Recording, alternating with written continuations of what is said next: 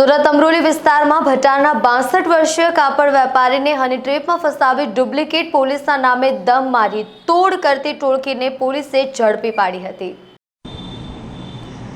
ભટારના 64 વર્ષીય રાજસ્થાની વૃદ્ધ સાથે ફેસબુક ઉપર સંપર્ક કરનારી યુવતીએ સહેલી સાથે શરીર સંબંધ બાંધવાની લાલચ આપી અમરોલી બોલાવ્યા હતા।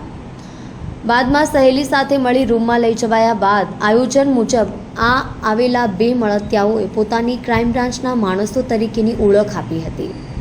તેમને ડરાવી ધમકાવી પતાવટ પેટે ₹40,000ની માંગણી કરી હતી। આટલી રકમ પાસે ન હોવાથી ટોળકીએ ખિસ્સામાં રહેલા 4,300ની રોકડ કાઢી લીધી હતી અને બીજા દિવસે ₹40,000 નહીં આપશો તો બળાત્કારના ગુનામાં ફસાવી દેવાની ધમકી આપી અને છોડી દીધા હતા। અમરોલી પોલીસ સૂત્રો દ્વારા પ્રાપ્ત થતી વિગતો મુજબ ભટાર વિસ્તારમાં રહેતા 64 વર્ષીય રાજસ્થાની વૃદ્ધ નિવૃત્ત જીવન વ્યતીત કરે છે। તેમના ફેસબુક ઉપર જાહ્નવી નામની યુવતીએ સંપર્ક કરી તેમને ફસાવ્યા હતા।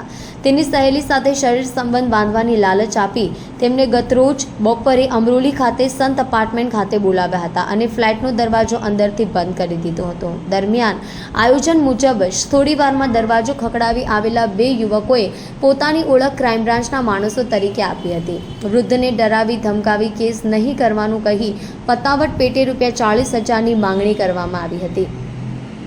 બાદમાં 4,300 પડાવી લીધા હતા। આ મામલે પોલીસને ફરિયાદ મળતા જ અમરોલી પીઆઈ જે.બી. વનારે તાત્કાલિક ઘટના સ્થળે પહોંચી રેડ પાડી હતી।